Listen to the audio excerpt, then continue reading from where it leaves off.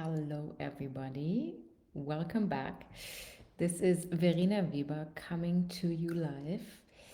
And yeah, you might have noticed that it's been a little bit quiet the last week. And also, my background is a bit different. I moved to Potsdam last week, Friday, and so from Berlin to Potsdam in a much quieter place surrounded by nature and a lake. But I will talk about that in another video. Today, I actually want to talk about something else. And the reason or how I came to do this video or this whole share this story is because I made a big decision recently. So I announced the end of my AI career at the end of March because it just didn't feel alive for me anymore. It didn't feel true. It didn't feel like this was how I wanted to spend my life. I mean, it made sense on paper and I was successful. I was making a lot more money with a lot less time. But my soul, my deep inner knowing just told me that there was something else for me in this life to experience. And I knew that by the end of my life, I would regret not trusting that inner voice and I would probably regret not having tried. So now I am guiding people back to their inner guidance. And a lot of people ask me how I got to a place where I could finally actually trust myself to do to make this decision and to just go after what feels true to me. And from the outside, it might look like a big jump or something sudden, but it actually wasn't sudden. It was a long process, and it took me. It was years of building self-trust because I had known for a while. I had known for a long time. I mean, I just had this inner voice that always said, "Oh, there is more. There has to be more. There has to be more." But I could not act on it. It really took years of building this self-trust to finally act on it. And this is what I want to share more about, and how I shift what the big shift was, how I was then able to make that decision and to follow what's true. And I have talked about it before, but so a big piece for me, of course, was coming back to this connection with the divine, with a higher force, the universe, spirituality in general. But for a long time, I just had these spiritual practices, right? I did the yoga, I meditated, I did the journaling, and I kind of knew that I wanted to have a different life, but at the same time, I also couldn't really change it. And it felt like these were these two separate things. So there was life and then there was spirituality, right? And I mean, I had the morning practice, I did the trainings, and it gave me a lot of energy, it gave me hope, it gave me joy, it gave me strength, it gave me connection, it gave me a lot of things. But I still couldn't really change my life. It did not feel safe to go after what I want and pick a different behavior. And only when I really started working on my belief system, my self-trust, my worldview, and combined that with embodiment practices, only then I was really also able to make a decision based on the truth that I had been feeling for a very long time. So the problem really isn't, I think many of us, the problem isn't that we don't know. I mean, you probably know that you want something else. Maybe you don't know exactly what that something else is. But then also, this is not something that will just pop out of your head one day. But we need to be able to take small actions and to move in the direction that we want to go to get more clarity. So action also brings more clarity. So the problem really is that we don't trust what we feel and we can't take action. And we think we will get more clarity by just waiting and doing nothing. But that's not what's happening, right? So we're not getting clearer by just not taking action. In fact, we're just delaying the decision. And and nothing's really moving. So to get more clarity, you need to take action. And also, for me, it really, to get to this point, it was a lot of micro actions that I took and a lot of small steps that also rewired my identity. And this rewiring of your identity, of who you are, who you see yourself to be in this world, this takes a lot of time, and it takes also conscious effort. Yeah, so for example, 5 years ago, or I don't know exactly when, but there was a point in time where, I was very much in this identity of being a machine learning scientist, a data scientist, a woman in tech, someone working for Amazon, and that kind of were huge parts of my identity. And then rewiring that into, who I am now, obviously took some time, took some conscious effort, and especially also took me taking new actions and acting in a different way. So in the past, I also was very much the person who had a plan, who believed in planning and strategy and structure. I thought I had to figure things out. I had to make them happen. I thought I needed to control. I was very logical, very analytical. I had a very mechanistic view on life. So a very materialistic view also. I didn't really believe in God or higher power or anything like that. I had this very biological view of the world. Definitely did not believe in intuition. All I knew was the mind. And it worked to a certain extent, but then at some point it really felt hard. It felt exhausting. And I just knew that this wasn't the path forward and something had to change. And what changed wasn't, the first thing that changed wasn't what I did. It really was how I related to life and how my worldview changed, that then changed my behavior and that then produced this bigger ripple effects of changes. So I opened up to something beyond just logic. Yeah, intuition, life force, the divine. Yeah, the words don't really matter, right? They are just approximations of reality. You can call it whatever you want. You can call it whatever word feels comfortable for you, but it's about experiencing that something changed and experiencing that there is this force that changed everything. And I also shifted, I think we are very much taught into asking how do we think, how do we make things happen? And we first want to have an answer on the how.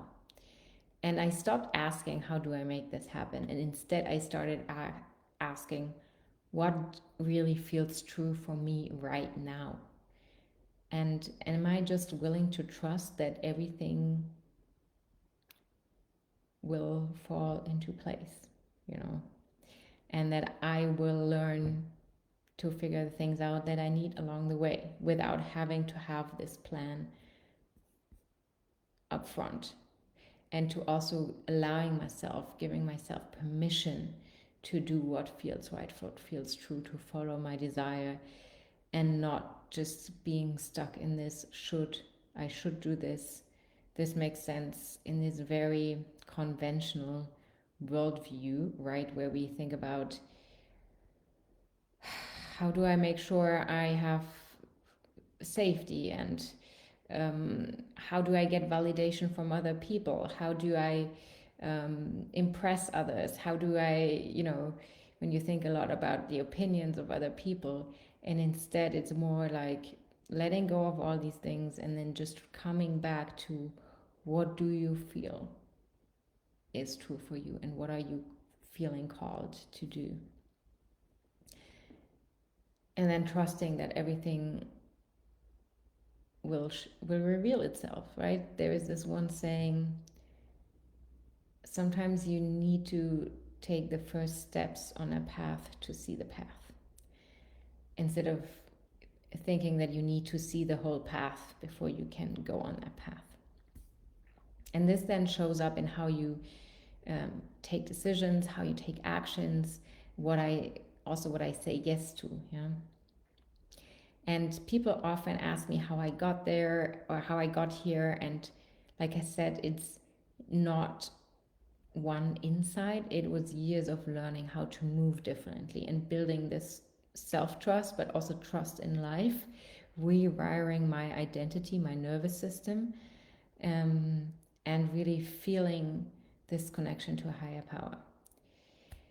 And that is why I created something where you don't just understand what I'm talking about, but I want you to feel it. Because for me also, I mean, this is not something you can understand. And I didn't believe in anything.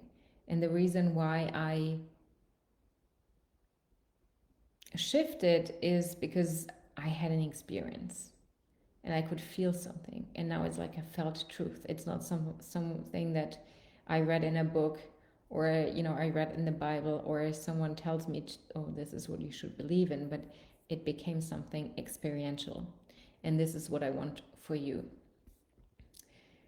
So this is how my free event, Co-Create with the Divine, because hustle alone has the worst return on invest or ROI. Okay, Co-Create with the Divine, because hustling alone has the worst ROI, return on invest. This is how my free event came to be. So co-creation means you're not doing this alone, right? So taking off all this pressure, all these burdens off your shoulders, and allowing yourself to trust in life again and to trust that you are guided and that you will receive the right insight at the right time. And the tagline comes from my own past experience, right? Where I used to put a lot of effort and force into making things happen. And while I was never 100% on this hustle, on board with this hustle philosophy, I mean, I did work in consultancies and I did work in companies where overtime was normal, but I was never one of those people who worked the most. But still, I put in a lot of effort. I tried to make things happen. There was a lot of things I was trying to control, and that made life feel really, really heavy. So now I really move from what feels true and I let go of this controlling and efforting, and trust that things will respond. So this experience is really also for women who are open to something beyond logic. Yeah, who are ready to move from where I was in this super analytical, logical space to where I'm now, right? Where there is more, where there is space for something else, not just the mind. It doesn't mean you're not using your mind anymore. It just means you're making room for something else, right? So there is also intuition, there's spirituality. So you want to reconnect to your intuition, you open to spirituality, maybe you already explored it, maybe you have your practices, yeah, but your life still feels the same. Maybe you're at this point where I was, where it feels like you have your spiritual practices and you have your life, and it feels like it's two separate things and you haven't really managed yet to bring them together. Because when my life really changed was that moment where I finally did not see my life and my connection to a higher power as something separate, but when I was able to merge it together, when I was able to move from that, when I was able to build my life from that. Yeah, and if you want to make decisions from that place, like I said, and actually build your life from that, and get out of this over analyzing, overthinking all the time, then this is really for you. Okay, so what will await you if you join this experience? We will, of course, starting by getting into from the head into the body, right? Because the body is our portal. Um, we have so much more wisdom and intelligence, but it's not just in the mind, it's not just in the brain, it's in the body, in our different centers. So we will reconnect with the body, and then there will be two teachings. So the first one is really we look at the lie that most of us are operating from, and that is that more effort will create better results. And this doesn't mean you don't have to put any effort or you can just be lazy and things will fall from the sky. But what I'm talking about is really going into this controlling, gripping mode where you're really trying to force things. And hustle, or this state, is actually not, or this trying to force things is actually not a strategy. It's really a nervous system state. It's a habit that you fall into, and at first it might feel like if you get out of this habit, everything will fall apart. It will not. Then we will also talk about money. Money, the reason why I want to talk about money is because most of us, we're making decisions to a large extent based on money without maybe even admitting it to ourselves or being very conscious of it. Right? Why are you working the job that you don't like? Isn't that money? Why are you, yeah, why are you overworking, overextending yourself to get a promotion? Isn't that money?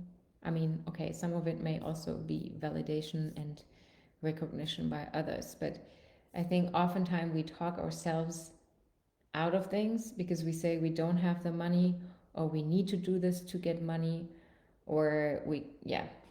And a lot of our decisions evolve around money, even though it may be more subconscious. And also why we often think we need to work harder to make more money, but at some point you cannot just work harder, right? There is something else that needs to shift, and this is more about capacity to receive, to hold uncertainty, and to build more trust. And then there will also be a deeper activation where we go more into these topics and we move these learnings from the head to the body. Yeah, because only when things feel true for us and they feel different in our body, then they have really landed and we can actually move and make decisions differently. Because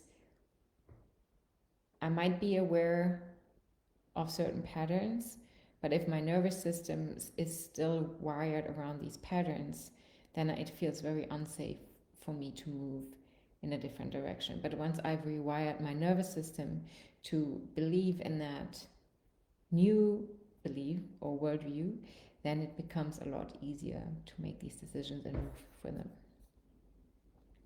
Okay, so I would love to welcome you there.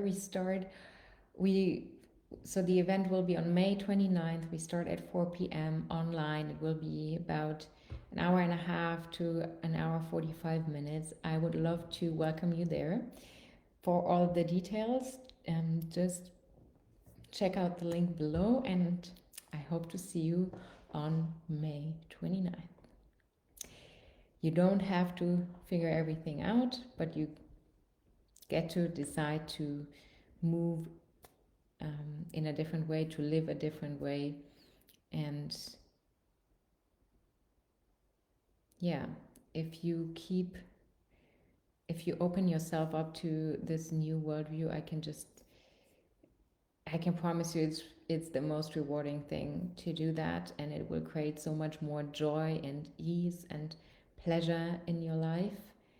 And you can just decide whether you want to stop carrying it all on your own, and if you want to let yourself be guided and co-create instead of grind. And yeah, because hustling alone has the worst ROI. See you